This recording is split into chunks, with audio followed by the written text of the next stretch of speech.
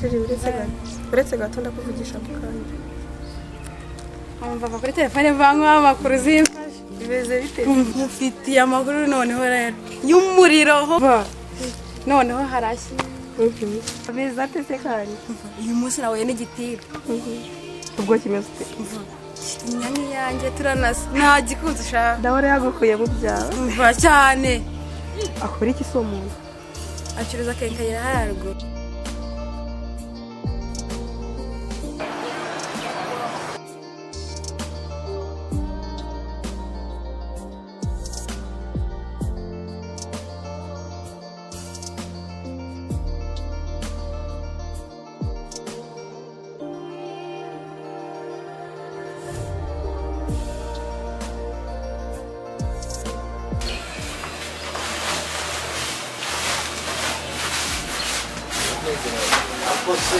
Uba wakoze ni ikibu ufashe amatara watesha tukavanga na karindwi ureba kwe terura izo sima wegereza hariya ejo bundi izindi nizo uzabona aho uzishyira ko se wowe asa waterura sima uyihunguye muri kekayo habamo ubusirimu reba aha ni ibyo wakoze iyo ufashe imisumari ya 14 ukayivanga na 5 ugafata y'amabati ukayivanga n'ibiti ubwo uba wumva biri bugende reka nkubwire urayitwara nabi muri iyi minsi cyangwa se ukumbuye wanyesha akaba ariyo mpamvu uri kumvangavangira ibintu yego none se wakoze akazi neza icyakuzanye ku kizi ikibazo cyane uko nkubwira ukubika n'umutwe hasi wagiye uvuga undeba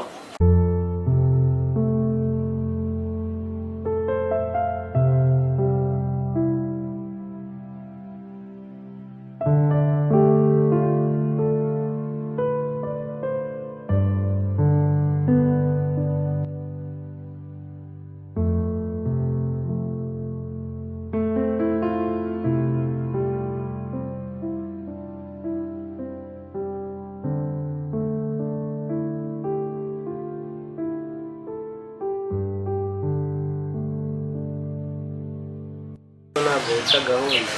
yisuze nanjye nawe ni n'umuntu ukunda baribona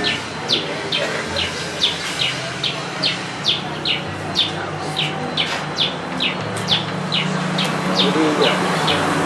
nyine na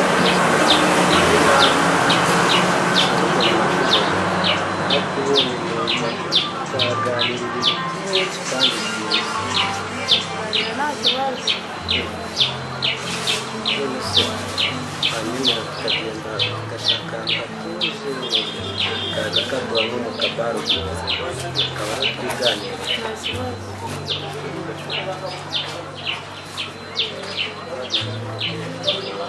none nje mbwira umukozi kubera hano nuko mbona muri gusa ari kugenda nanjye ndashobora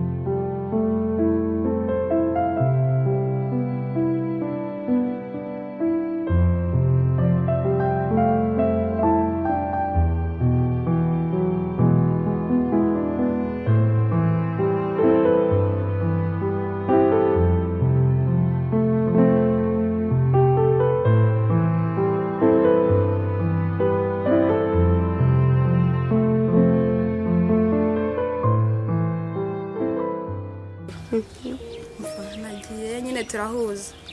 na umukunzi byahatari aka kanya se rasigiye kumwibagirwa yego kasase umuntu yaragiye abambwira ngo ari muri Kenya anyoherereza amafoto ya hato na hato ari kumwe n'ibindi bikobwa ku mazi nanjye nashatswe nigenza rero wambwira umuntu ukuntu ameze gusa reka nkubwire genda uvukantu katabari keza kubera iki wamutegereza rasita kuko ameze neza ndumva nta wundi wamuha aramukunze umva nkubwire ngomba gushaka nanjye uwo mba nezazanye nawe urumva tugenda yabe neza yumva tugenda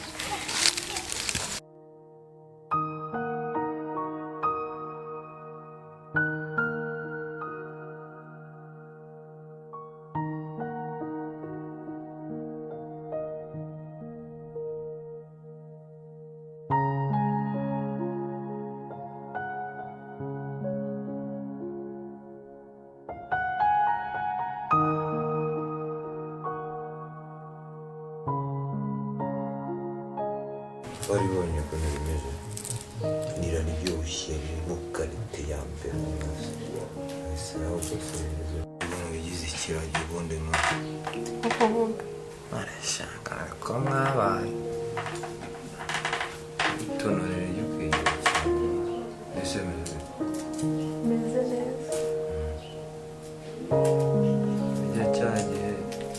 ako muntu wari unababaje byo karame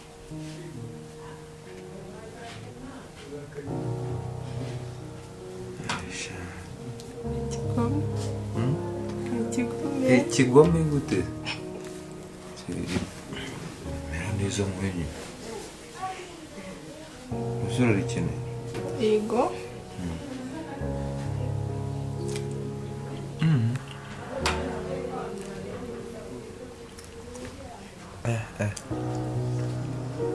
sawa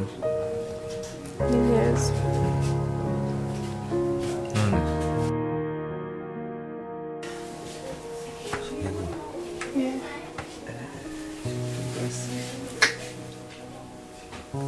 azi kubona umwana bimura sheri nakubwiye ko wanteye inda nkabona nturi kubyumva neza ukambwira ko uzambana ahangaha nyine tukajya kuba ahandi byagenze bite yego ibyo nta birenze mwana uyishaka kuryoshya yego ndabishaka wanga kubyara kubyara ndumva ngiye nashaka kubyara turebe ukuntu twahateganya ko tuyikuramo ako kantu uvuze ni sawa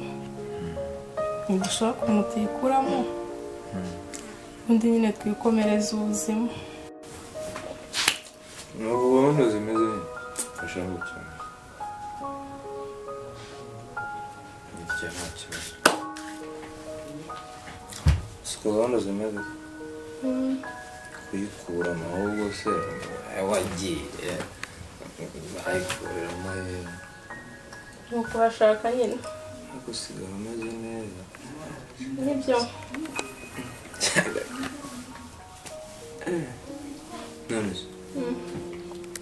gahunda niyo kuryoshya kumva ifaranga ukeneye ujya uza ndiguhe ikintu cyose mbona ni ukuri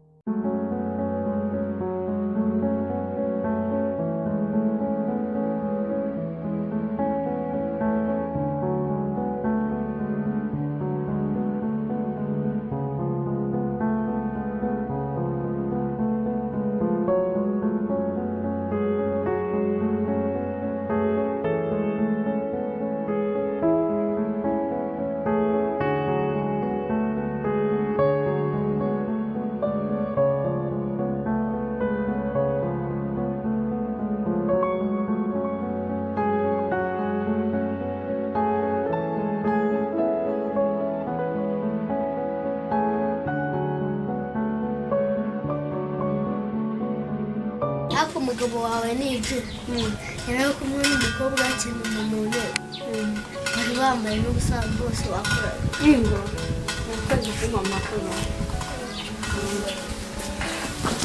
nuko gafuniko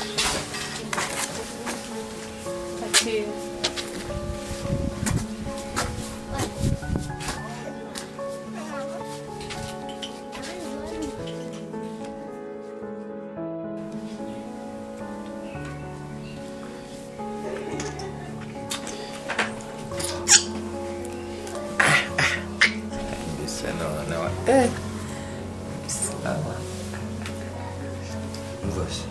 none nanjye wari waransabiye nagusabye ko twava aha ngaha ushaka inzu se dushaka kuva aha ngaha tugahunga aba bagore bitarenze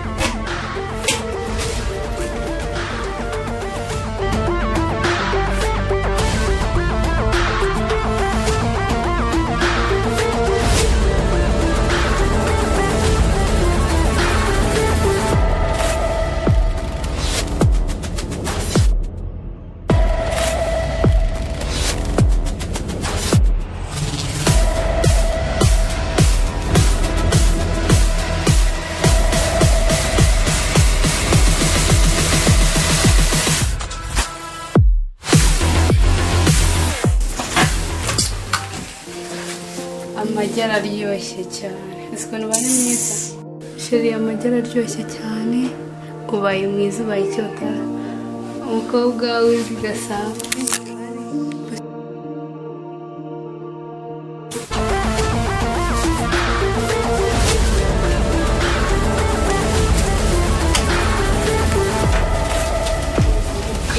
aneye mukanya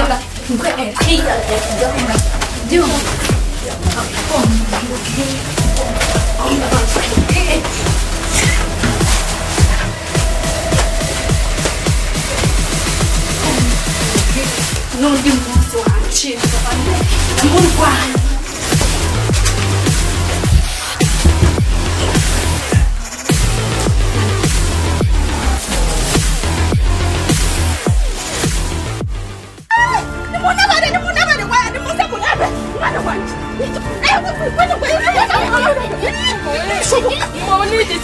nimba ushaka ubwire ngenda ubu nawe se ushaka gukora ndakwinginze mbabarira oya rwose umukobwa wanjye sinamujyana hehe ni ukuri mbabarira ndakwinginze oya mbabarira